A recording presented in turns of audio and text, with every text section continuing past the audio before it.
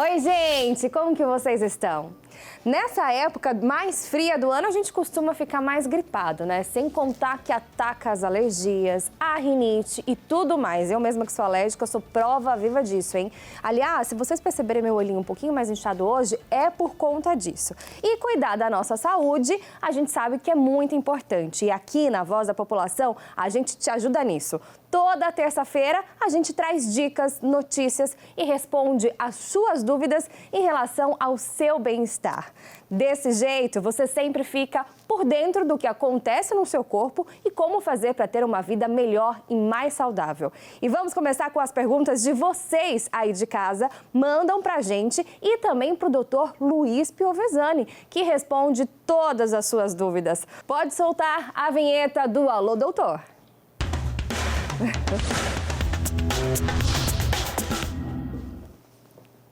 Doutor Luiz Piovesani, você já está aqui com a gente, seja bem-vindo mais uma vez, tá bom? Eu agradeço sempre pelo convite, toda terça-feira, aliás, é um dia muito gostoso, né? Falar sobre saúde, ter a presença de vocês aí de casa, o pessoal aqui do estúdio e a Marcela, que é essa fera na comunicação, obrigada. Muito bom. Obrigada, muito bom. doutor. A nossa primeira pergunta de hoje, a pessoa não quis se identificar, tá bom, doutor? E é a seguinte: doutor, eu não sinto prazer mais em relações. O que eu faço? Tá, existem casos onde a pessoa tem uma dificuldade, principalmente os homens, né, dificuldade de ereção, e existe, né, outro caso que o paciente ele apresenta um desinteresse, né, em relação à parte sexual. Então, os novos trabalhos dizem que a partir dos 40, 50 anos de idade, a maior parte da população, em algum momento na vida, apresenta esse tipo de dificuldade. Então, nós temos as causas orgânicas, às vezes o paciente ele toma algum remédio, às vezes o paciente é hipertenso, diabético, descompensado, né? Isso começa a atrapalhar um pouquinho, tanto o desejo, né, quanto a potência sexual. E outro, que é um dos maiores fatores, Marcela, que é o psicogênico, que é realmente uma ansiedade. Né? Então, hoje em dia, com a vida que a gente tem, trabalho, né? Essa vida corrida, ansiedade, estresse, né? Então isso acaba prejudicando, né, a vida sexual. E, às vezes, acaba sendo uma cobrança em casa, né? Às vezes, aquele dia o parceiro não está afim, né? Trabalhou demais, está cansado e vira uma cobrança, você não me ama, tá com outra, né? Às vezes acontece isso. E o que é para ser um prazer vira uma cobrança, vira uma obrigação, aí não se tem mais relação.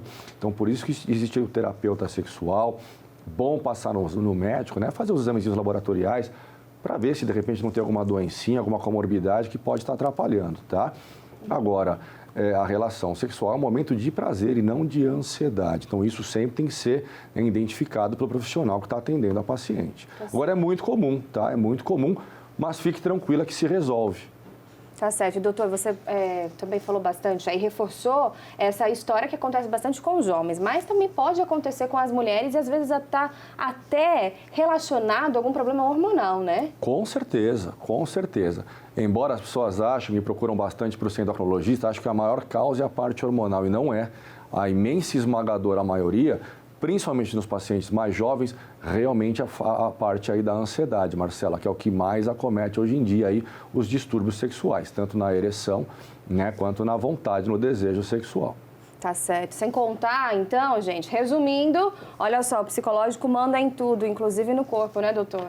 Exatamente, a cabeça manda em tudo, né? Se a cabeça não tá legal, o corpo não responde, né? Exatamente isso, Marcela, exatamente. Tá legal. Vamos para a segunda pergunta, então? Olha só, é da Jaqueline de Bauru. Ela está preocupada com a saúde do marido. Doutor, meu esposo, quando come doce, acaba dormindo com muita rapidez. Qual o exame que ele tem que fazer? Alô, Bauru, um abraço a todos. Não é nem o doce. O que acontece que eu escuto às vezes, né? Que todos nós, almocei, depois do almoço tem aquele sono enorme. Por quê?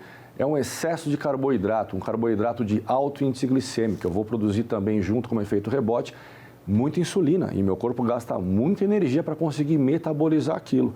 Né? O que vai vir depois? O cansaço. Lembra aí da macarronada de domingo, a feijoada de domingo, o que acontece depois? O sono, né? Um carboidrato de alto índice glicêmico. Agora temos aí um doce, que é um carboidrato, né? O açúcar refinado. Importante fazer os exames cardíacos, fazer o check-up anual, ver se de repente não tem nenhuma causa externa que esteja atrapalhando realmente e mudar os hábitos alimentares. Se o seu esposo, de repente, esteja em abuso ou em excesso do açúcar refinado, ou seja, o doce, diminua isso, até para a saúde dele. Tá certo. Bom, quem é que não sente um sono depois de almoçar, né? Quem tem rede, então, em casa, parece que a rede está chamando, né? Geralmente, aquele pratão de arroz, de feijão, aquela macarronada enorme, que vai vir depois é a sonolência, como efeito rebote. É isso, mas tem que ficar atento, hein? Não deixar os exames de lado. Vamos já para a terceira pergunta, é da Fernanda, de Delta, Minas Gerais. Alô, Minas Gerais. Ela diz que está pesando 118 quilos e quer saber se tem chance de ter diabetes, doutor. Falando em carboidrato, Minas Gerais, a terra do pão de queijo. Aliás, muito bom, adoro um pão de queijo. Né? Tem risco sim, aliás, um risco até mais elevado. Eu não sei a altura da telespectadora, mas realmente uma obesidade, 118 quilos é uma obesidade importante.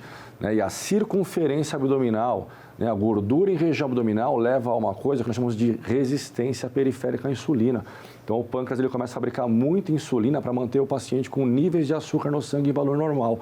Isso é um risco enorme de diabetes. Às vezes, você pega o paciente que ele está em obesidade, uma obesidade importante, ele tem uma manchinha no pescoço, um pouquinho mais escura. Às vezes, os pais, as mães acham que é sujeira e não é. É o sinal de resistência à insulina causado aí pela obesidade. Chamamos isso de acantose nigricans. Então, perder peso, pessoal, é muito mais do que estética, né? O pessoal projeta o verão, projeta o inverno, não, projeto é saúde, né? Claro que é importante, né? Colocar uma sunga, colocar uma bermuda, colocar um biquíni, um maiô e se sentir bem, né? A estética ela é importante, mas a estética sempre é consequência de uma boa saúde. Então, perder peso é saúde, evitar doenças, principalmente a diabetes. Sem dúvida. E, doutor, eu quero ressaltar aqui a importância da gente responder essa pergunta que veio de Minas Gerais, inclusive. Alô, todo o pessoal, nossos telespectadores que acompanham o programa pelo YouTube, viu? Porque em Minas Gerais, essa telespectadora, a Fernanda, fez a pergunta pelas redes sociais. Inclusive, se ela quiser me convidar para comer um pão de queijo em Minas Gerais, né? Estamos todo mundo aqui do estúdio, todo mundo... Vamos junto, com certeza. Vamos aí comparecer em Minas Gerais. Aliás, terra, estado que eu adoro. Beijo para todos. Legal, também adoro, sou fã. Inclusive, meu marido é de lá. Agora, gente, o doutor, aproveitando esse assunto, você estava dizendo também, ela está pesando, está acima do peso, enfim, mas a obesidade é uma doença que, inclusive, a gente comentou semana passada e é muito importante a gente ficar atento para que essa pessoa não passe ali do sobrepeso para a obesidade, que fica muito mais perigoso, né? É provável que pelos 118 quilos, não sei a altura, mas provável que já esteja em obesidade. Certo. Né? Aí qual obesidade? Grau 1, grau 2, grau 3, né? Quanto maior o grau da obesidade, mais grave é a doença. Né? E a obesidade é uma doença que gera outras doenças. Então, da obesidade vem lá a hipertensão arterial, a diabetes, como a paciente falou, insuficiência cardíaca congestiva, aumenta o risco de infarto agudo do miocárdio, e assim por diante. E ela pode ser secundária a outras doenças. Então, o paciente, às vezes, ele quer perder peso e não consegue. Né? Doutor, estou treinando, né? Eu estou me alimentando direito. O que está acontecendo? Às vezes, você pega lá um distúrbio hormonal, exemplo, tireoide, né? Um hipotireoidismo, né? Ou o hipogonadismo, uma falência, aí, uma diminuição dos nossos hormônios principais, progesterona, estradiol e principalmente a testosterona. A ansiedade, ela está muito ligada à compulsão alimentar. O paciente ansioso, ele vai comer mais, inclusive no consultório como endocrinologista, às vezes eu pego o paciente, ele quer tomar um inibidor de apetite e não é isso, o paciente ele tem uma ansiedade, eu diminuindo a ansiedade dele, o paciente ele passa a comer menos, né? Então veja que isso não é uma receita de bolo tratar a obesidade, né? É uma coisa que é muito ampla. Né? E sempre, como eu falo, a saúde. Também não adianta, como acontece, o paciente ele pega uma dieta do Google, ele perde peso, mas chega doente. Né? Faltando nutrientes, faltando vitaminas, minerais, o paciente que perdeu peso, mas não consegue trabalhar, não consegue exercer as funções dele diária, não tem relação familiar, então isso não é perder peso. Aliás, você pode até perder peso, mas não está te levando a uma saúde. Certo, e que você disse bastante, batendo na tecla da ansiedade, ela pode estar diretamente ligada também à reeducação alimentar que precisa ser feita. Com certeza. Lembra que nós falamos agora há pouco a cabeça ela manda em tudo? Se a cabeça não está legal, né, o corpo ele não vai responder. E lá no consultório é interessante, que eu até brinco com meus pacientes. Às vezes o paciente ele entra, eu fico pensando, ele vai achar que eu sou um pouco invasivo. Porque o paciente ele entra, eu pergunto como é que está a família, né, eu pergunto como é que está o trabalho. Então aí eu dou uma sacada na vida do paciente, por quê? De repente é um paciente que divorciou, que perdeu um familiar, não adianta. Se o paciente estiver nervoso, agitado ou em alguma situação de luto, o corpo não vai responder. Então não adianta eu querer forçar ele a algo, né? Uma atividade física mais extensa, para uma dieta um pouquinho mais restritiva, que ele não vai conseguir, porque a cabeça não está legal. Então você começa tratando a cabeça do paciente, né? Deixa ele um pouquinho mais calmo e aí o corpo dele começa a responder de uma forma melhor. Muito interessante isso daí. Inclusive, Sim. Quem faz isso é a pediatra da minha filha, sabia? Um beijo, doutora Renata, que fica em Campinas, mas me atende até hoje, mesmo morando em São Paulo. E porque ela é ótima, assim como o doutor Luiz aqui, e ela faz isso mesmo. A gente chega lá, parece uma consulta de psicólogo, porque pergunta como é que tá tudo, para entender também até as reações das crianças. E além disso, aliás, um grande beijo para a doutora Elaine, psicóloga, que está comigo. Puxei ela para o consultório para trabalhar comigo, porque às vezes eu tenho que encaminhar o paciente, né, para a parte da psicologia. Nada melhor do que você conversar com quem é especialista na área. Então, muitas das vezes, aliás, a maior parte aí do aumento de peso está relacionado a causas de ansiedade, né, a causas externas. Então, a parte da psicologia é extremamente importante. Tá certo, doutor. Vamos para a terceira pergunta, então? Mais uma pergunta de outra Fernanda agora.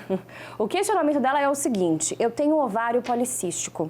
Foi receitado Glifage XR 500 miligramas uma vez ao dia. Isso ajuda, doutor?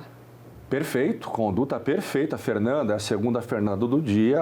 Então, síndrome do ovário policístico, geralmente quem faz o diagnóstico? O ginecologista, porque ele pede ultrassom transvaginal e aparece cisto no ovário, mas é uma doença endocrinológica, né, que cursa com alteração hormonal, principalmente do hormônio chamado-se testosterona, né, que a mulher ela vai ter lá o cisto no ovário devido à resistência à insulina, o aumento do hormônio chamado-se testosterona, e ela começa a ter dificuldade de ovular, né? Então o Glifage, que é um medicamento, é um antidiabético oral, o Glifage da classe das biguanidas, né? Só que nós usamos o Glifage não só para diabetes, sim para diabetes, pré-diabetes.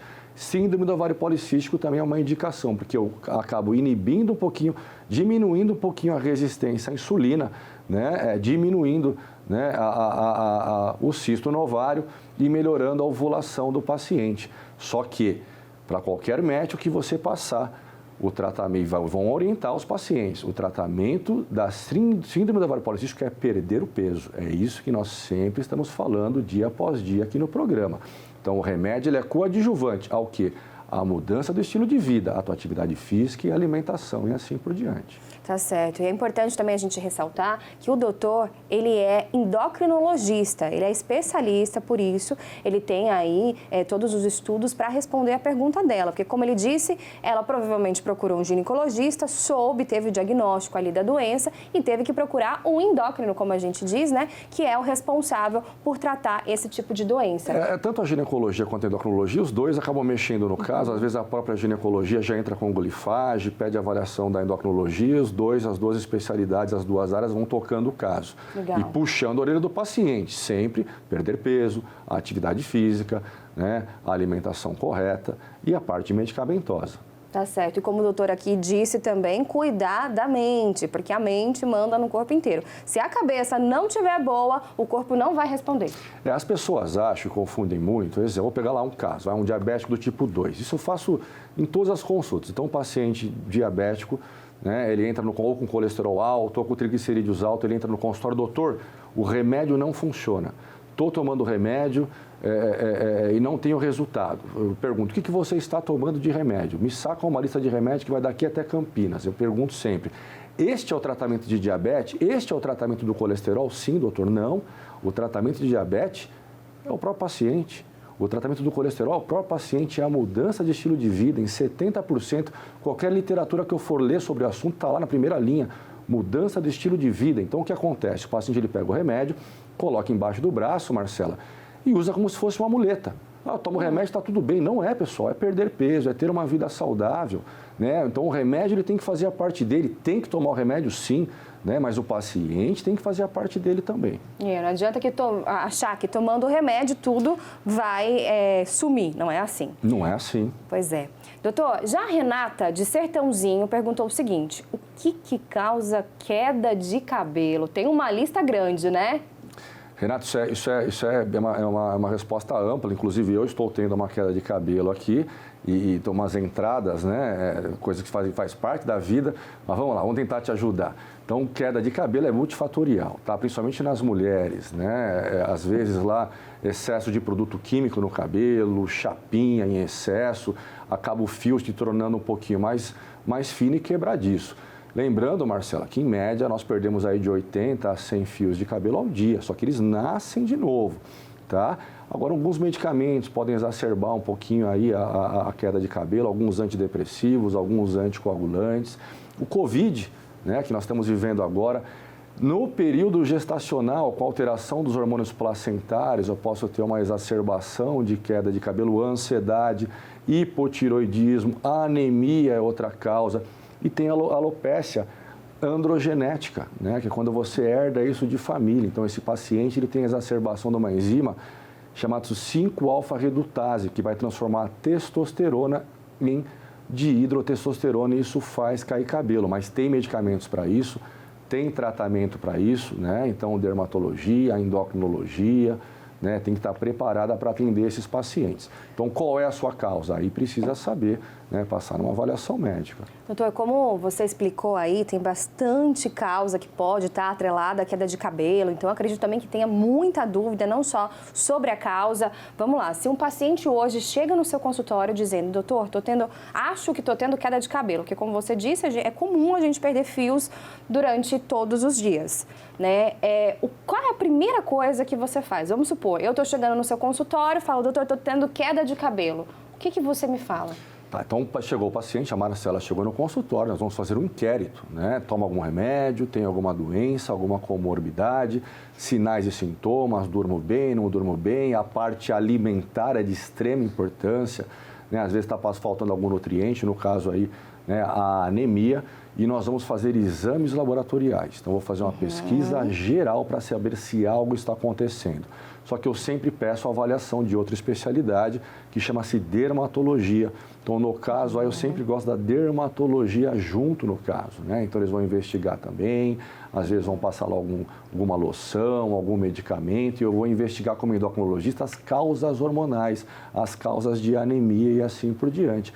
E existe também a medicina integrativa, né? Que nós trabalhamos com o corpo, né, de uma forma integrada, né? Então, um inquérito alimentar e assim por diante. E nesse caso, talvez a forma como se lava o cabelo ou lavar muitas vezes pode também ter alguma relação com a queda ou não? Com certeza. E às vezes está lá o paciente, tanto de lavar o cabelo em excesso, às vezes o produto que está passando no cabelo, ou o paciente que às vezes usa muito boné, né, e fica um pouquinho mais abafado, né? Então, tudo isso pode colaborar e contribuir para a queda de cabelo, diferente do paciente que ele tem a genética para isso. A exacerbação da enzima que eu falei, que é chamada 5-alfa-redutase. Aí é outro tipo de conduta. Por isso que é importante ter a investigação. E, doutor, existem várias formas hoje de se curar, né? Ou talvez ter o controle dessas doenças, ou então de melhorar, de fazer com que mais cabelos nasçam. E, inclusive, existe hoje várias formas de implante de cabelo, né? Exato. Então, tudo na medicina não é você sair tratando, é identificar a causa. Né? Não adianta você querer tratar a consequência sem saber a causa, sem tirar a causa. Então, eu estou tratando algo para queda de cabelo e, de repente, o paciente não está se alimentando direito. Né? O paciente não tem nutrientes, está com uma anemia severa, ou, de repente, eu estou lá querendo ter uma conduta capilar e o paciente ele tem um hipotiroidismo completamente descompensado. Né? Então, eu tenho que tratar esse hipotiroidismo, eu tenho que recolocar, né, os hormônios tiroidianos, aí no caso T3 e T4, em valores normais. Né? Então, primeiro você vai na causa, entende, né? O corpo humano, né? O médico, ele tem que ver o paciente como um livro. Né? Ele tem que ter a leitura do paciente. O que está acontecendo na vida desse paciente? E não só toma isso, toma aquilo. Né? Não é dessa forma. Né? O que levou o paciente à queda de cabelo? O que levou o paciente ao colesterol alto? O que levou o paciente à diabetes? Para ter uma conduta correta, não só em relação ao cabelo, para tudo na área médica. Tá certo. Doutor, muito obrigada, viu? Obrigado pelo carinho, enorme. Obrigado aí pelo show que você tem dado aqui, né? E obrigado você aí, pessoal de casa. Um recadinho rapidinho. Você sabia que hoje as empresas empregam muito mais pessoas que têm um nível técnico? Pois é, gente. O Grau Técnico é a maior rede de ensino técnico do Brasil. Oferece mais de 30 cursos, como radiologia, enfermagem, administração eletrotécnica e muito mais. Para você conseguir um emprego rápido ou, se já trabalha, melhorar ainda mais o seu salário. Quem tem o diploma técnico tem muitas oportunidades de emprego. O Grau Técnico oferece mais de 30 cursos com a qualidade da maior rede de ensino técnico do Brasil. O aluno estuda numa estrutura equipada com laboratórios, instrutores experientes e material didático gratuito. E ainda conta com o apoio da agência de emprego exclusiva do Grau. Seja o profissional que o mercado procura. Pense no futuro. Faça Grau Técnico. Viu que maravilha? Então faz o seguinte, salva esse número 0800 000 4321. É o WhatsApp que vai mudar a sua vida. Ou aponte o seu celular para esse QR Code que aparece na tela. Ou então acesse o site porque tem promoção especial para os 50 primeiros, hein? Atenção! 50% de desconto na matrícula, material e uniforme grátis. Gostou, né? Perde tempo não, é seu futuro. Só depende de você. Grau Técnico. Eu garanto e recomendo para você. Certificado conhecido em todo o Brasil com uma escola com mais de 10 anos no mercado. Pense no futuro, faça Grau Técnico. E se você também tem uma dúvida sobre saúde, mande a sua pergunta para o nosso Zap da população. O número é o 11 96783 6666. Não esquece de mandar o seu nome e a cidade de onde você está falando, hein? E nossa interação não é só pelo Zap, não. Também tem no Facebook do programa. Você também não pode deixar de nos assistir, deixar seu comentário e, claro, curtir e compartilhar o nosso conteúdo. Estamos também no Instagram, então não deixe de acompanhar a gente por lá também, tá bom? E, gente, vamos falar de vacinação? O Ministério da Saúde reforça a importância da vacinação contra a febre amarela. Cerca de 15% das pessoas contaminadas podem desenvolver formas graves da doença e a vacina é a principal forma de proteção. A vacina da febre amarela está indicada em todo o território nacional para as pessoas entre 9 meses e 59 anos de idade e é ofertada gratuitamente pelo Sistema Único de Saúde. Para se imunizar, basta comparecer a uma sala de vacinação e é muito simples e rápido, viu? E o principal, pode evitar um novo surto da doença. Desde 1942, o Brasil não registra um ciclo de transmissão urbano, que é quando o homem é o hospedeiro principal e o Aedes aegypti, sim, gente. Esse mosquitinho, de novo, é quem carrega o vírus e faz a transmissão. E a gente quer que continue assim, né? Por isso, a preocupação do Ministério da Saúde em alertar sobre a vacinação. Desde abril de 2017, o Brasil adota o esquema vacinal de apenas uma dose durante a vida toda, medida que está de acordo com as recomendações da Organização Mundial de Saúde. Para as crianças menores de 5 anos de idade, estão indicadas uma dose aos 9 meses de vida e uma dose de reforço aos 4 anos de idade. E já que estamos falando de vacina, tem mais uma campanha que o Ministério da Saúde está reforçando, a da tríplice viral.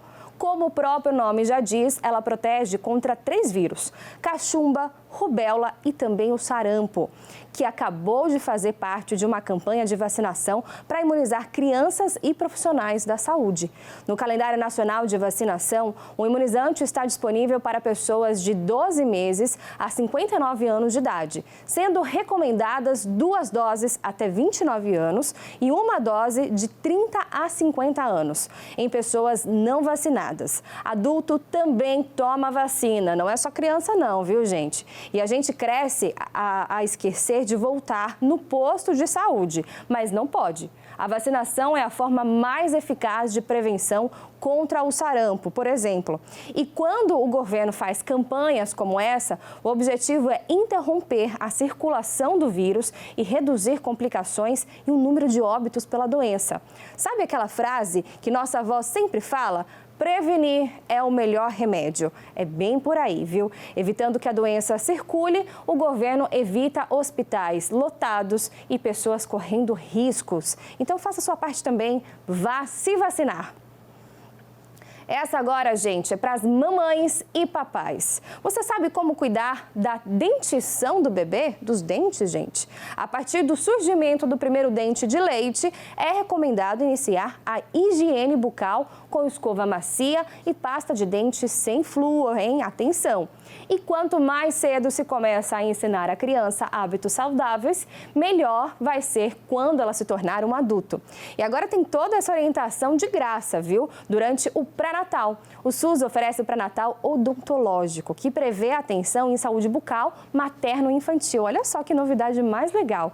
Nesse processo, a gestante começa a ter contato com informações importantes, tanto para o autocuidado, quanto para a prevenção de agravos na saúde bucal do bebê.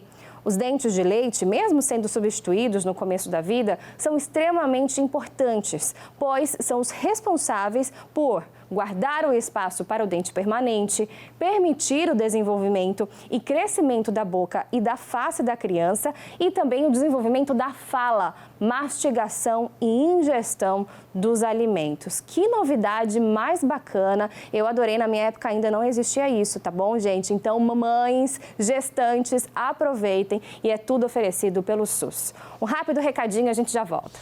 E agora venho te trazer uma notícia super bacana sobre os famosos implantes odontológicos da clínica Vamos Sorrir, que tem trazido muita qualidade de vida para muitos pacientes da nossa região.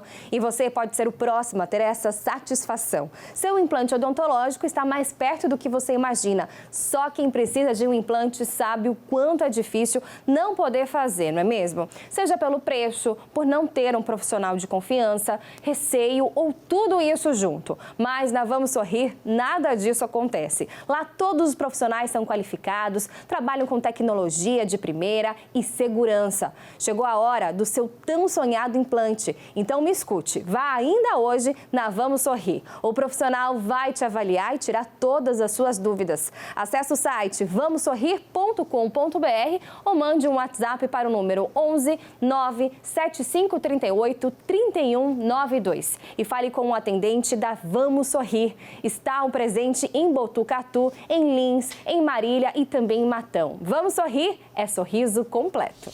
Agora a gente vai para um rápido intervalo. É só uma pausa para beber água e já já a gente volta, tá bom?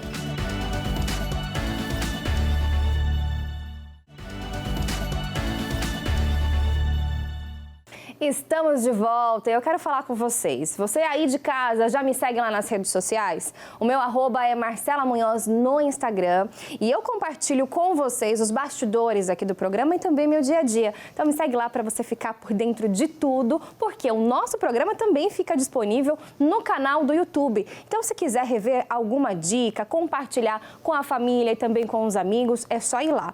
Estamos também no Facebook e no Instagram. A gente vai ficando por aqui. Mas não perca a voz da população que tem mais amanhã, tá? Nosso encontro está marcado. Um beijo!